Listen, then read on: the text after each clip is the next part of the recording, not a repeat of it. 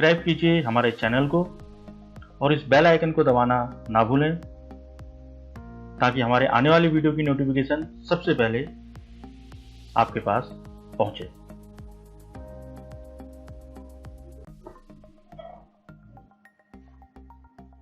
Good morning. अपनी इस video में आज हम बात करेंगे आदिकालीन जो मानव था वो अपने भोजन को कैसे प्राप्त करता था। तो समय की शुरुआत चैप्टर से ये हमारा चौथा लेक्चर आज आप लोगों के लिए है। तो इसमें हम दो बहुत महत्वपूर्ण चीज़ों के बारे में चर्चा करेंगे। पहला है आदिकालीन मानव अपना भोजन जो प्राप्त था वो भोजन जो प्राप्त करते थे वो कैसे प्राप्त करते थे। दूसरा प्रतिस्थापन मॉडल और क्षेत्रीय निरंतरता मॉडल, दो मॉडल वैज्ञानिकों ने दिए हैं, इतिहासकारों ने दिए हैं, उस पर हम चर्चा करेंगे। और ये जो दोनों प्रश्न हैं ये काफ़ी ज़्यादा महत्वपूर्ण हैं और परीक्षा में अक्सर पूछे जाते हैं।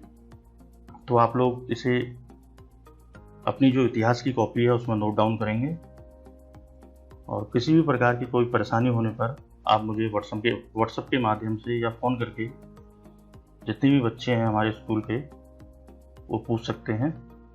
तो शुरू करते हैं। आदिकालीन जो मानव था वो अपना भोजन कैसे प्राप्त करता था। तो आदिकालीन मानव के जो भोजन प्राप्त करने के जो तरीके थे वो कई तरीके थे। पहला था संग्रहण, शिकार करना और अपमार्जन और मछली पकड़ना। तो एक आप तीन हेडिंग लिखेंगे इसके बारे में। पहले आप लिखेंगे संग्रहण, दूसरा लिखेंगे शिकार, मछली पकड़ना शिकार के अंदर आ जाएगा, और तीसरा जो है अपमार्जन। तो इस तरीके से आदिकालीन मानव जो था अपना भोजन प्राप्त करता था। अब संग्रहण, सबसे पहले हम बात करेंगे संग्रहण की। संग्रहण होता क्या है? संग्रहण की जो प्रक्रिया होती है इसमें उस समय जो आदि मानव थे वो क्या करते थे, पेड़ पौधों से जो प्राप्त उत्पाद थे जैसे बीज, गुठलियां, बेर, फल, कंदमूल इकट्ठा करना शामिल है। मतलब पेड़ों से जितने उत्पाद उस समय के आदि मानव प्राप्त करते थे, या होमो सैपियंस या होमोनिड या ऑस्ट्रेलोपिथिकस जो ये प्राप्त करते थे, पेड़ों से जो उत्पाद प्राप्त करते थे और अपने भोजन के रूप में उपयोग करते थे जिनका, वो लोग इनका संग्रहण करते थे। संग्रहण करना मतलब इकट्ठा करते थे। इसके बारे में केवल अभी तक अनुमान ही लगाया जा सकता है। केवल इसके बारे में एक अनुमान है कि उस समय ये लोग ऐसा करते थे, क्योंकि इसके जो साक्ष्य हैं वो बहुत कम मिलते हैं, बहुत कम इसके साक्ष्य मिले हैं। कारण क्या था? हड्डियों के जो उस समय वो संग्रहण करते थे उसके हड्डियों के जीवाश्म तो मिले हैं लेकिन पौधों के जीवाश्म नहीं मिले हैं। ठीक है, तो पहली जो प्रक्रिया थी वो संग्रहण थी। दूसरा जो सबसे चर्चा का विषय बना वो था शिकार। तो शिकार शब्द विद्वानों के लिए चर्चा का विषय बना रहा। शिकार में ये एक योजनाबद्ध तरीके से बड़े स्तनपायी जानवरों का शिकार करते थे, उनका वध करते थे, और उसका साक्ष्य भी जो मिला है, स्पष्ट साक्ष्य दो स्थलों में मिला है। पहला है दक्षिणी इंग्लैंड और दूसरा है जर्मनी। शिकार करते थे, पहला था संग्रहण, दूसरा था शिकार। और इस शिकार में इनका मछली पकड़ना भी एक महत्वपूर्ण तरीका था। मछली को भी ये लोग पकड़ते थे, क्योंकि जब खोजें हुई तो अनेक स्थानों पर मछलियों की हड्डियां भी मिली हैं। जैसा कि अनेक खोज स्थलों से मछलियों की हड्डियों का भी पता चलता है। लगभग 3500 वर्ष पूर्व मानव के योजनाबद्ध तरीके से शिकार करने के कुछ साक्ष्य यूरोपीय खोज स्थलों में मिलता है। जैसे नदी के पास, जैसा एक स्थान है नदी के पास, डोल्नी वेस्टोनाइस, चेक गणराज्य में है ये। तो ये सोच समझ के क्या करते थे, शिकार करते थे। अब कैसे सोच समझ के करते थे शिकार? ये जहाँ शिकार करने जाते थे वो संभवतः नदियों के जो बगल वाले स्थान थे वहां शिकार करने जाते थे। कारण क्या था? नदी थी, नदियों में जो बड़े जानवर थे वो पानी पीने के लिए आएंगे और जहाँ इनको आसानी से शिकार के लिए जानवर प्राप्त हो जाते थे। दूसरा, नदियों से मछलियाँ भी पकड़ते थे। जैसे इसमें लिखा भी है, थोड़ा हम इसको पढ़ लेते हैं। रेंडियर और घोड़ा जैसे स्थान बदलने वाले जानवरों के झुंड पतझड़ और बसंत के मौसम में संभवतः उस नदी के पार जाते थे और तब उसका बड़े पैमाने पर शिकार किया जाता था। ये चेक गणराज्य का जो जगह है उसके बारे में बात कर रहे हैं हम।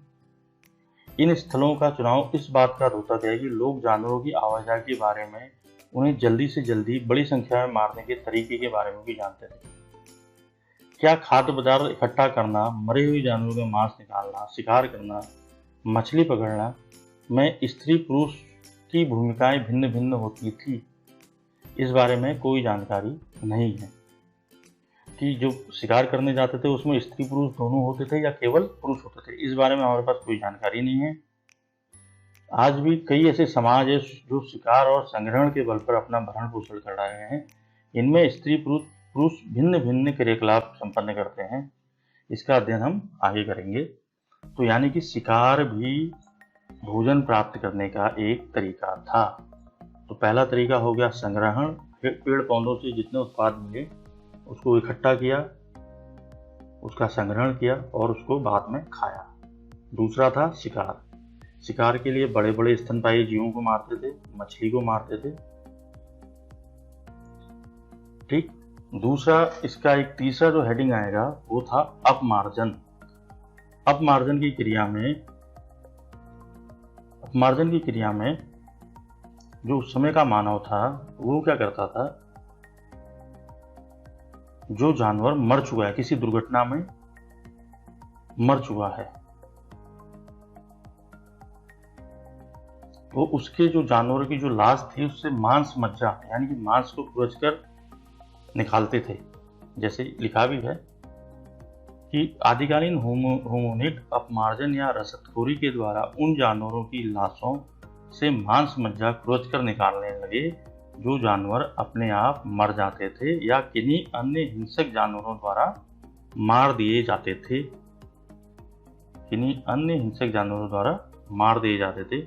यह भी इतना ही संभव है कि पूर्व होमोनिड छोटे स्तनपायी जानवरों जैसे चूहे, चुकंदर जैसे कृंतकों, पक्षियों, उनके अंडों, सरीसृपों और यहाँ तक कि कीड़ों मकोड़ों को भी खाते थे। यानी कि अपमार्जन की क्रिया में ये लोग करते थे क्या, कि जो जानवर हिंसक जानवरों द्वारा मार दिया गया हो या अपने आप मर गया हो, तो उसकी जो लाश थी उसकी लाश से मांस हड्डियां को खुरचते थे और उनको अपने पास रख लेते थे भोजन के लिए।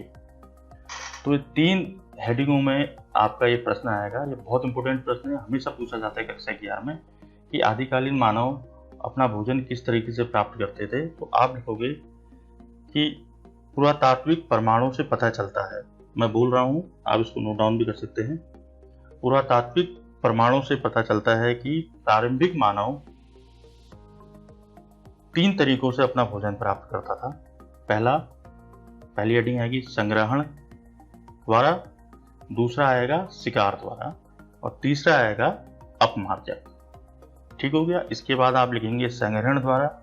संग्रहण में आपको मैंने बता दिया है कि संग्रहण की क्रिया में आदिकालीन मानव संग्रहण की क्रिया में पेड़ पौधों से मिलने वाले खाद्य पदार्थ जैसे बीज, गुठलियां, बेर, फल एवं कंदमूल इकट्ठा करते थे। इसके बारे में केवल अनुमान ही लगाया जा सकता है क्योंकि इसके संबंध में अभी तक कोई भी साक्ष्य प्राप्त नहीं हुए हैं। ठीक, ये पहला संग्रहण के अंदर आ जाएगा। दूसरा आप शिकार के लिए लिखेंगे। शिकार में आप लिखेंगे कि आदिकालीन मानव योजनाबद्ध तरीके से सोच समझकर बड़े स्तनपायी जानवरों का शिकार करता था, जिसका स्पष्ट साक्ष्य दक्षिणी इंग्लैंड और जर्मनी के सोनिजेन में मिला है। इसके अलावा ये लोग मछली भी पकड़ते थे। मछली पकड़ना इनका भोजन प्राप्त करने का एक महत्वपूर्ण तरीका था, जैसा कि अनेक खोज स्थलों में मछलियों की हड्डी मिलने से पता चलता है। इतना ही लिखना है आपने। ये दूसरा हो गया। तीसरा हो गया अपमार्जन। तो अपमार्जन में आप लिख देंगे कि आदिकालीन होमोनिड या आदिकालीन मानव अपमार्जन या रसदखोरी द्वारा उन जानवरों की लाशों से मांस पंजा खोजकर निकालने लगे जो जानवर अपने आप मर जाते थे या किन्हीं अन्य हिंसक जानवरों द्वारा मार दिए जाते थे। तो यहाँ तक आप ये लिख लेंगे। ये आपका 3 नंबर का प्रश्न पूछा जाता है। इसमें 3 हेडिंगों में प्रश्न लिखेंगे। अपमार्जन का आप मतलब समझ भी जाइए। अपमार्जन से तात्पर्य त्यागी हुई वस्तुओं की सफाई करने से है। और रसदखोरी एक वर्ड आया था यहाँ पर। रसदखोरी का तात्पर्य भोजन की तलाश करने से है। तो इसको भी आप लिख लेंगे। तो ये हो गया आदिकालीन मानव का भोजन प्राप्त करने का तरीका। बहुत इंपॉर्टेंट है, तो इसको आप लिख लीजिए अपनी कॉपी पे। मैं समझता हूँ कि आप लोग ये समझ गए होंगे और ये इजी प्रश्न है और 3 नंबर का प्रश्न है। लगभग 4 या 5 सालों से मैं देख रहा हूँ कि लगातार ये प्रश्न कक्षा 11वीं क्लास में परीक्षा में पूछा जा रहा है। तो इम्पोर्टेंट है, आप इसको नोट करिए। दूसरा एक महत्वपूर्ण प्रश्न है